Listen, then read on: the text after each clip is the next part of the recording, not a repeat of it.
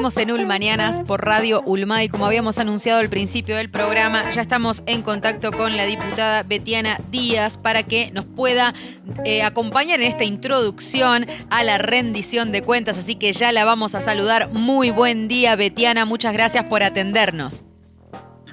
Hola, buenos días y bueno, muchas gracias también por este espacio para hablar de un tema tan importante para los uruguayos y las uruguayas, que es, bueno, en definitiva, la rendición de cuentas y cómo ha sido, ¿no?, la ejecución presupuestal en este último año. Betiana, veíamos en tus redes sociales que vos estás compartiendo información porque no tenemos ni idea de lo que es la rendición de cuentas. ¿Has visto eso también, que en el general no hay mucha idea de lo que significa ni para qué sirve? Bueno, sí, en realidad, a ver, los temas presupuestales siempre por el tipo de discusión que damos, que tienen un alto contenido técnico, que hay que revisar las leyes, etcétera, que son proyectos de ley que son muy extensos, ¿no? Bueno, parecen como algo muy lejano y es un esfuerzo permanente el que hay que hacer.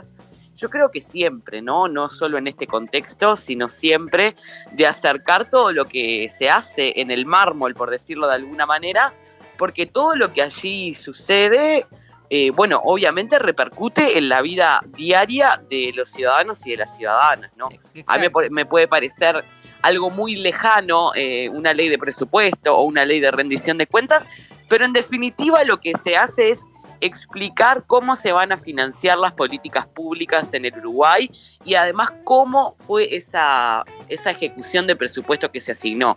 Y cuando hablamos de políticas públicas, de lo que hablamos es de la seguridad, de la economía, del financiamiento de las políticas sociales, todo aspectos que obviamente sentimos en nuestra vida diaria. Bien, por eso es muy importante y agradecemos nuevamente, Betiana, que estés al aire otra vez en Mañanas para poder ayudarnos y ayudar a la audiencia también a comprender o a interiorizarse en algo que, como decías bien tú en las redes sociales, vamos a empezar a escuchar, a hablar de esto, a leer sobre esto, y está bueno saber a qué nos referimos. Entonces, ¿qué es la rendición de cuentas para un país y para nuestro país? ¿Qué es? Bueno, la rendición de cuentas justamente lo que tiene que ver es con una explicación que hace el gobierno, es una etapa, por decirlo de alguna manera, de control de cómo gasta la plata nuestro gobierno. Cuando inicia un gobierno hay una ley madre que es el presupuesto nacional, ¿no? Donde cada gobierno dice, bueno, yo en los próximos 5 años la plata del Estado la voy a invertir de esta forma, ¿no? Y año a año se hace un control de cómo efectivamente fueron los resultados de esa plata que se asignó para cada materia. La rendición, entonces, lo que hace es revisar organismo por organismo cómo se gastó la plata y además, bueno, ver los resultados de cómo se invirtió, ¿verdad? En la rendición de cuentas lo que viene es un proyecto de ley con articulado, como cualquier ley, en este caso son 304 artículos, es decir, son proyectos largos, y además viene con una exposición de motivos que vendría a ser como el relato de cómo llego yo a esta situación, y también donde se justifica un poco, bueno, cuál es la proyección que tiene el gobierno a partir de cómo asigna esos fondos, ¿no? Es decir, es una etapa donde el Parlamento controla al Poder Ejecutivo, al Gobierno Nacional, en el financiamiento de las políticas públicas. ¿Y para qué sirve, Betiana? ¿Para qué sirve que exista la rendición de cuentas? Bueno, es importante, como decía, en principio, porque es una forma de controlar cómo está gastando la plata el gobierno, ¿no? En un ámbito que es muy importante, que es el Parlamento, ¿no? Donde allí estamos quienes representamos, por decirlo de alguna manera, a la gente que nos eligió para llevar adelante estas discusiones.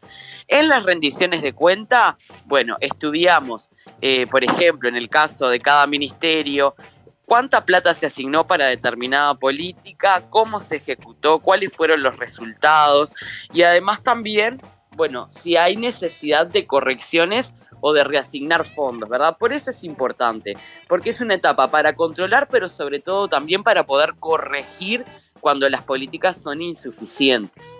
Bien, y para quienes no tienen idea o nunca habían escuchado o no habían prestado atención a esta temática, ¿esto ocurre solamente en Uruguay o es algo que se da en muchos lugares del mundo también?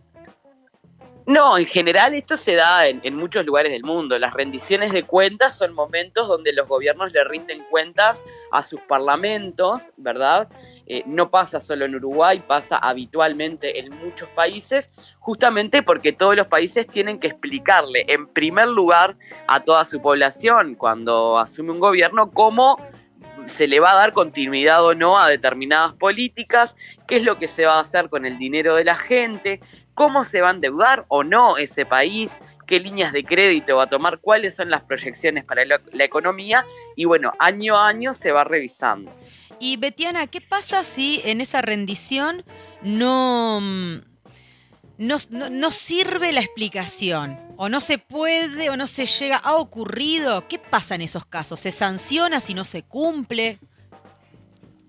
Bueno, a ver, acá tenemos ya una cuestión más de discusión política dentro de los ámbitos parlamentarios, ¿no? El gobierno explica cómo ejecutó la plata de la gente para financiar las políticas públicas. Obviamente podemos estar de acuerdo o no.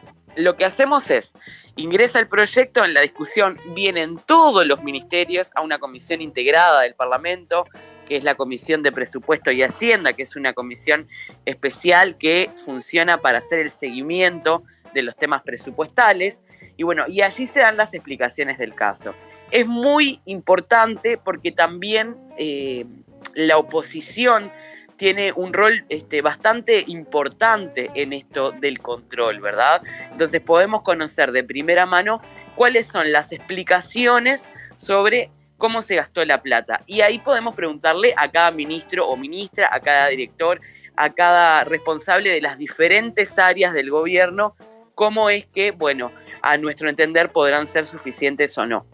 Lo que tiene que ver ya con, bueno, qué pasa cuando entendemos o no estamos de acuerdo con cómo se asignaron esos fondos, cuando muchas veces, sobre todo en estos proyectos, en esta última etapa, en esta coyuntura política, nos parecen insuficientes, bueno, lo que hacemos es proponer dentro de esa comisión modificaciones a ese proyecto y bueno, y ahí ya después juegan las mayorías que conforman también las diferentes cámaras del Poder Legislativo y bueno, se abre también un compás de negociación, por decirlo de alguna manera.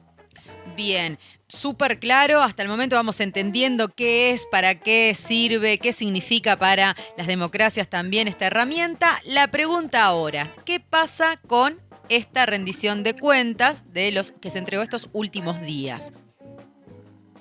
Bueno, algunos grandes titulares. Esta rendición de cuentas viene cuando uno revisa la exposición de motivos con algunas premisas que, bueno, a priori, obviamente, como oposición no compartimos. Y esto es natural, pasaba antes también, ¿no? Hay una forma de concebir cómo financiar las políticas públicas y cómo destinar los fondos de la gente que nosotros no compartimos. Pero me parece importante resaltar algunos titulares, ¿no? Se habla mucho de la pandemia y es lógico. En realidad la pandemia del COVID-19 impactó en la economía global, es decir, en las economías de todos los países y vemos que ha causado realmente estragos, sobre todo en algunos sectores de actividad. Bueno, se habla mucho de la pandemia y se habla de un escenario de posible salida o de reactivación. Eso es importante. Lo que nosotros venimos diciendo es que hasta ahora las medidas para la reactivación económica no están claras.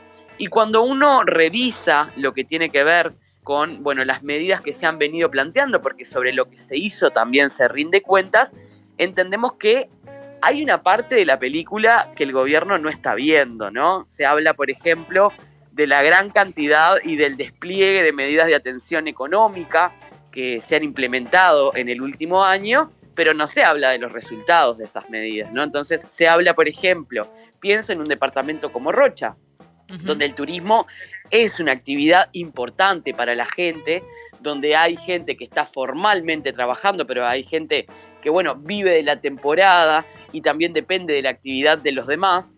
Bueno, obviamente eso se ha visto resentido, el turismo es de las actividades más afectadas en la pandemia, no solo en Uruguay, sino en todo el mundo, y por tanto, acá se plantea, bueno, cómo fue el acceso a los créditos del SIGA, de las medidas de exoneración en aportes patronales que hubo. Bueno, nosotros entendemos que está bien, yo te puedo llenar 500 hojas si quiero con medidas. Ahora, ¿cuáles fueron los resultados? Los resultados es que seguimos teniendo, y eso también está en la rendición de cuentas, aumento en la pobreza, que seguimos teniendo empresas que cierran, que vemos que en el interior del país la pobreza aumentó más que en Montevideo, y para ahí no está clara la reactivación económica, ¿verdad? Una cosa importante es que el gobierno reconoce además que que la pobreza aumentó mucho más en el interior del país que en Montevideo, ¿no? Y esto a mí me parece importante porque este gobierno siempre se ha arrogado hablarle al interior del país, ¿no? Ser como parte del sistema político que representa a ese interior y, bueno, vemos que los que más se empobrecieron en este último año fueron los ciudadanos y ciudadanas de los diferentes departamentos que no integran el área metropolitana. Uh-huh. Ahora, la pobreza y la crisis no se paga igual, porque mientras el gobierno dice que la pobreza aumentó en el interior, vemos que muchas ramas de actividad que en algunos departamentos es bien importante, por ejemplo, todo lo que tiene que ver con el agro, bueno, ha crecido, ¿no? Mientras la pobreza aumentaba entre la gente, la faena bovina se recuperó, el sector agropecuario siguió creciendo. Es decir, no todos estamos pagando esta crisis económica ocasionada por la pandemia de la misma forma. Y eso lo pone también el gobierno ahí. Uh-huh. Lo que no hay luego son medidas claras de atención a eso. Creo que también cuando se habla de los posibles, escenarios de crecimiento en Uruguay, falta mucho fundamento ahí para ver cómo se va a crecer. Se hacen algunas comparaciones, pero a veces convenientemente parece que Uruguay es una isla. Se habla de que se está recuperando un poco la economía, pero vemos que hay un empuje en toda la región, ¿no? Porque cuando aflojó un poco la pandemia, todos los países fueron reactivando sus economías y eso impulsó los crecimientos. Uh-huh. Pero creo que también hay algo que queda claro, y es que también se habla mucho de las medidas sanitarias, de las medidas de atención a la pandemia desde otros planos. Lo que en definitiva queda explicitado es que la política sanitaria también estuvo subordinada a la política fiscal. Este es un gobierno que lo ha repetido hasta el cansancio, tiene el centro en cuidar las cuentas públicas, ¿no? Uh-huh. Porque vuelvo a lo mismo, las medidas son un montón. Ahora, los resultados de esas medidas a la vista están, ¿no? Uruguay el peor país de la clase, por decirlo de alguna manera. Uh-huh. Uruguay siendo el país que menos invirtió en la gestión de la pandemia y después derivó en un Uruguay que fue tapa de diarios internacionales por el índice de contagios tan alto, por la cantidad de fallecidos por millón por COVID-19. Es decir, es lo mismo. Nosotros siempre cuestionamos la suficiencia de las medidas y que las medidas muchas veces han llegado tarde. Uh-huh. Esta rendición Sí, atentamente te escuchamos acá. Esta rendición además habla de algunas reformas estructurales que van a impulsar ese crecimiento o recuperación, que no están muy claras, ¿verdad? Es decir, hay algunas que ni siquiera se implementaron y hay algunas que están en muy reciente implementación, ¿no? Uh-huh. Esta regla fiscal que plantea el gobierno, que nosotros lo que decimos es una regla que lo que hace es agrandar la tijera, es la posibilidad de controlar más las cuentas públicas en un momento donde estamos yendo a contrapelo del mundo. Todos los países están invirtiendo mucho más, están tomando deuda para que la gente, pueda recuperarse también el bolsillo de la gente. Hablan de la reforma de la seguridad social, todavía eso no está en implementación. Uh-huh. Y hablan de algunas reformas importantes que se supone que van a beneficiar a la gente, como la que tiene que ver con el mercado de los combustibles. Vimos lo que pasó estos días. Esta gran reforma que se supone que era para que los combustibles bajen, porque bajo esa premisa se presentó, lo que viene significando es un gran aumento en el precio de los combustibles. El último ajuste había sido el 8 de junio, en un aumento de un 12% sobre algunos combustibles, y ahora se vuelve a aumentar antes de que termine junio, un poquito más, por el tipo de estimación de precio que hay en este gobierno, ¿no?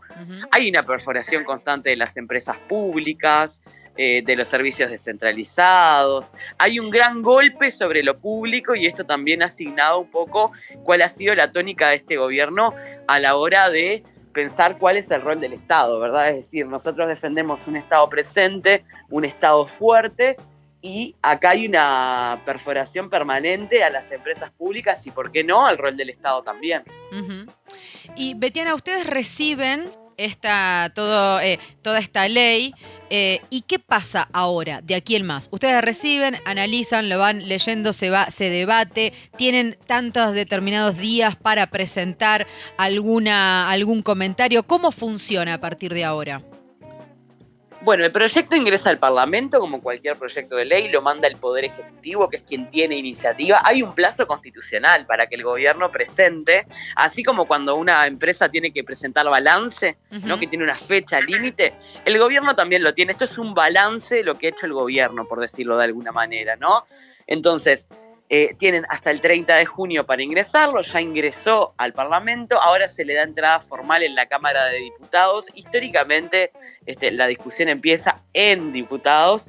Solo el año pasado, por primera vez en la historia de la vuelta de la democracia, se discutió en la Cámara de Senadores antes de la Cámara de Diputados, porque estábamos discutiendo la ley de urgente consideración, ¿verdad? Pero bueno, una vez que ingresa el proyecto, formalmente en la Cámara de Diputados, se asigna a la Comisión Integrada de Hacienda y Presupuesto. Esta comisión que yo te decía se conforma a efectos de estudiar este proyecto, ¿no? Es como una época de zafra para quienes estamos en esa comisión. Nosotros tenemos plazo constitucional de 45 días para poder estudiar este proyecto y pronunciarnos como Cámara, y por tanto lo que hacemos es, bueno, durante la mayor parte de esos días recibimos a cada organismo que está involucrado en la gestión de las políticas públicas, a todos los ministerios, servicios descentralizados, diferentes institutos, pero también una costumbre muy sana que tiene el Uruguay es que recibimos delegaciones sociales que vienen a hablar de este presupuesto, ¿no? Por ejemplo, discutimos el presupuesto del Ministerio del Interior con el ministro y su equipo, pero también vienen los sindicatos policiales a dar la visión de los trabajadores sobre esto. Discutimos, por ejemplo, qué es lo que pasa con los artículos del Banco República cuando venga el Ministerio de Economía y Finanzas, quien es el final responsable del Banco República. Pero también recibimos, por ejemplo, las delegaciones sindicales de AEU, a diferentes sectores gremiales también de actividad, y eso también hace que esta rendición tenga participación ciudadana, por decirlo de alguna manera. A nosotros nos parece muy importante porque se viene a advertir sobre algunos riesgos que hay en el proyecto. En general se plantean mejoras o críticas, pero bueno, es un espacio donde el Parlamento también discute con la gente. Pasados esos días, la última semana, se da la instancia de votación. Son sesiones en la Cámara que son realmente maratónicas, porque ya digo, estamos hablando de que son 304 artículos, de que cada uno modifica aspectos bastante centrales de la vida de cada ministerio y del Uruguay. Entonces el debate es bastante fuerte, se participa mucho, participamos todos los partidos de la discusión, y entonces, bueno, después hacemos la votación. Una vez que se termina esa votación en la Cámara de Diputados, pasa a la Cámara de Senadores. Ustedes saben que Uruguay tiene 2 cámaras y por tanto hay que sancionar los proyectos en las 2 cámaras.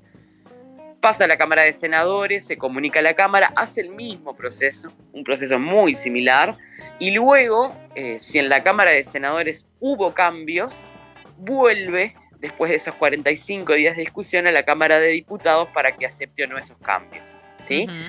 Es decir, es un proceso complejo de muchos días, realmente son días eternos, ¿no?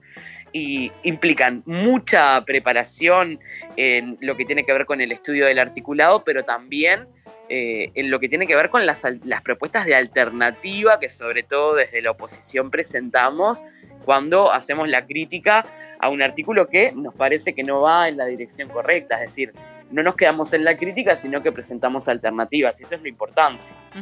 Betiana, esta ley de rendición de cuentas, ¿es de acceso público? ¿Cualquier persona puede acceder a leerla? Es de acceso público, siempre se ha hecho así. Es más, hay una joyita escondida que siempre le recomiendo a la gente que quiere, que le interesa seguir los temas presupuestales, más allá de no estar en un espacio parlamentario, hay una aplicación que se desarrolló en el último gobierno frente amplista y que ahora se retoma, que es la aplicación Presupuesto Fácil UI. En este caso lo que queda colgado es el presupuesto nacional, ¿no? Pero es un punto interesante de comparación. Es decir, todos estos datos son de acceso público y en la página del Ministerio de Economía y Finanzas hay una sección especial dedicada justamente a colgar todos los materiales en línea de lo que es la rendición. La rendición viene con la exposición de motivos y con el articulado, que es como lo más importante, pero después hay un montón de tomos que se le agregan, ¿no? Que son números. Uno empieza a revisar y son asignación presupuestal, ahí ya es más difícil la lectura porque hay que tener como cierto conocimiento más técnico de lo que se está leyendo. Pero bueno, también está todo colgado en la página, eso se ha hecho siempre así. Bien, ¿y cuándo arranca este proceso de estos 45 días en diputados? Bueno, constitucionalmente el plazo está corriendo porque el 30 de junio ya ingresó la rendición. Ahora, nosotros, por acuerdo político, vamos a recibir por primera vez al Ministerio de Economía y Finanzas el 12 de julio y a partir de allí iniciamos toda la discusión. Bien. Va a venir el equipo económico, probablemente venga no solo el Ministerio de Economía y Finanzas, sino también OPP, ¿no? Que siempre participa de lo que es esta decisión de equipo económico, nos presentan el proyecto, nos planteamos las dudas sobre las generalidades del proyecto a la ministra y su equipo, y bueno, y ahí empieza la discusión y vamos recibiendo ministerio a ministerio. Bien, bueno, así que vamos a ir siguiendo desde cerca. La verdad, Betiana, antes de preguntarte por el referéndum, agradecerte también por este momento, esta introducción. Nosotros queremos ir hablando con los diferentes actores que se ven influidos o perjudicados para un lado o para el otro en esta rendición de cuentas para poder entender desde dónde, pero necesitábamos saber qué es y qué importancia tiene que ocurra aquí en nuestro país y en el mundo. Y ahora sí, ¿cómo estuvo la última jornada, gran jornada de juntada de firmas? Domingo, ¿no? No es la última porque se siguen juntando, pero así de forma masiva. ¿Cómo la viviste? Bueno, fue realmente intensa, impresionante cómo la idiosincrasia uruguaya pesa. Es una cosa realmente que nos sigue sorprendiendo, que la gente deja mucho para último momento. También es cierto que nos costó mucho poner en agenda la ley de urgente consideración y sobre todo poner en agenda este llamado a referéndum que estamos haciendo. Y bueno, ahora que se empezó a hablar más, que la gente escuchó más, que se salió fuertemente a la calle, la gente se arrima, te contacta para firmar. Realmente la jornada de este fin de semana fue impresionante en términos de movilización. Yo creo que en todo el país la recolección fue muy fuerte y creo que muchos departamentos habrán llegado al objetivo que se plantearon en estos últimos días. Obviamente esperamos que hoy, mañana, pasado, lleguen los rezagados a firmar o acordarse de que tienen un familiar que de repente no tiene, tiene problemas de movilidad y hay que ir a levantar esa firma. Eso se ha hecho mucho también. La militancia lo que ha hecho en esta campaña es impresionante y vemos justamente que hay miles y miles de compatriotas que están poniéndole el cuerpo a esta campaña pro referéndum, ¿no? Y eso es impresionante, sobre todo en muchas localidades del interior. Vemos que dialogan con sus vecinos, se toman el trabajo de tratar de convencerlos, de hablar un poco de esto, por qué es importante habilitar una consulta popular, que en este momento obviamente no es estar ni a favor ni en contra de la ley, sino de que la ley se debata públicamente, porque cuando uno golpea la puerta, me ha pasado, pregunta, ¿no? Bueno, vecino, venimos a hacer, estamos haciendo barriada, venimos a levantar firmas, queremos habilitar una consulta popular sobre la ley de urgente consideración. Y una pregunta que yo agrego siempre es, ¿sabe de qué estamos hablando? Y yo te puedo decir que capaz que el 90% de las veces la gente te contesta que no. Y cuando empezás a hablar de algunos aspectos específicos que tiene la ley, que son muy lesivos en materia de derechos, pensamos, por ejemplo, en lo que tiene que ver con algunas modificaciones que se plantean sobre el rol del INAO en adopciones, los desalojos express, todo lo que es la no obligatoriedad de uso de instrumentos de inclusión financiera para el pago de salarios, que eso repercute directamente en los trabajadores.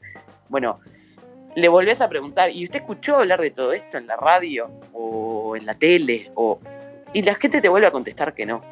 Entonces ahí también le decimos, bueno, ¿no le parece importante que nosotros debatamos todo esto como sociedad? Yo creo que ahí hay un punto importante que es muy discursivo y que el gobierno ha planteado que este referéndum es contra el gobierno, y no, este referéndum es a favor del debate del modelo país que queremos, porque aquí hay reformas que se imponen que van realmente a largo plazo, ¿no? Es decir, la ley de urgente consideración en su aplicación no se termina en el 2024, en el 2025, cuando se termine este gobierno. Realmente va a generar efectos a largo plazo y bueno, y modificar todo eso nos parece que requiere por lo menos que la gente se pronuncie y opine, ¿no? Uh-huh. Y con esto que hablabas, y ya para que sabemos que estás con 1000 cosas para poder liberarte, pero hay tanto mito alrededor de las juntadas de firmas también, ¿no? Y justo que vos dabas el ejemplo de cuánto sabe la gente, porque hay personas que no juntan firmas, que dicen que las personas firman sin saber. Que vos decís, ¿cómo puede saber una persona que no sale a juntar firmas cómo firma la gente, ¿no? Entonces, tú que has salido a juntar firmas, a hablar con los vecinos, ¿la gente firma cualquier cosa sin saber lo que está firmando? No, nadie firma si no le das una mínima seguridad de qué es lo que está firmando. Pienso sobre todo en las casas donde nosotros golpeamos y hablamos con gente mayor de edad que está en su casa por la pandemia, y que realmente son gente que no firma si no le das una seguridad. Es más, nosotros les decimos, bueno, no va solo la firma, va la huella. La huella es la garantía de que estos datos nadie los sacó de ningún otro lado. Es decir, tu huella es única e irrepetible. Todas esas garantías le damos a las personas que firman. Pero además de explicarle, obviamente a grosso modo, porque nadie puede hacer una charla sobre 135 artículos en 5 minutos en la puerta de una casa de un vecino, pero sí de los aspectos más centrales, ¿no? La gente realmente, bueno, entiende la importancia de la consulta, y a nosotros nos parece que eso es una de las mejores tradiciones democráticas del Uruguay. Hay gente que te dice, bueno, mira, ¿sabés qué? Sí, yo me tengo que informar más, pero me parece bien que sobre todos estos temas la gente pueda decidir, que es en definitiva lo que la estamos invitando en esta etapa. Uh-huh. Queremos que el gobierno debata con el resto de la sociedad, porque así como la gente te dice que mucha gente no sabe lo que firma, bueno, esta es una ley que claramente la gente desconoce, porque cuando hablas de los contenidos de la ley de urgente consideración, mucha gente realmente, la cara de asombro que te ponen es impresionante. Entonces, bueno, ese discurso lo podríamos usar para los dos lados, pero yo creo que es enchastrar la cancha como todas las campañas que he visto de fake news, ¿no? Uh-huh. Un argumento de los más esgrimidos por la gente que está a favor de la ley de urgente consideración, y quiero hacer especial énfasis en esto, es que nosotros queremos derogar el registro de violadores, ¿no? Eso es lo que le dicen a la gente para que no firme, y eso es absolutamente mentira. Eso es mentira. El artículo 104, que es el que crea ese registro, no se encuentra entre los 135 artículos que nosotros planteamos anular. Uh-huh. Eso, lo que hay es una confusión, y que a algunos les ha servido para hacer campaña en contra del referéndum, ¿no? Porque bueno, ustedes saben que si ya era complicado todo esto, también hay otra coordinadora que es contra toda la ley de urgente consideración, donde ahí no está ni el Frente Amplio, ni el PIT-CNT, ni FUCBAN, ni la Intersocial Feminista, ninguna de las organizaciones que estamos por anular estos 135 artículos. Uh-huh. Le están diciendo a la gente mentiras con un tema tan sensible, ¿verdad? He visto hasta volantes de representantes políticos locales hablando de eso, ¿no? Y eso es mentirle a la gente. Si quieren hablar de mentirle a la gente, de que la gente no sepa por qué firma o por qué no, bueno, ese es un ejemplo muy claro. Uh-huh. Ese es un ejemplo muy claro. Bien, muchísimas gracias de nuevo, Betiana, por estos minutos. Vamos a estar atentos a ver qué es lo que pasa con esta discusión, con estos intercambios respecto a la rendición de cuentas y esperando a ver qué ocurre con la juntada de firmas, estos últimos días de juntadas de firmas por esta derogación de los 135 artículos de la Ley de Urgente Consideración. Muchísimas gracias nuevamente por estar aquí en Ulmañanas, Betiana. Bueno, Laura, muchas gracias a ti y a todo el equipo del Mañanas, sobre todo a las rochenses y los rochenses por también abrir este espacio. Y bueno, quedo obviamente a las órdenes en lo que va a ser la discusión de estos 45 días de rendición de cuentas. Ulma. Radio Comunitaria, Punta del Diablo.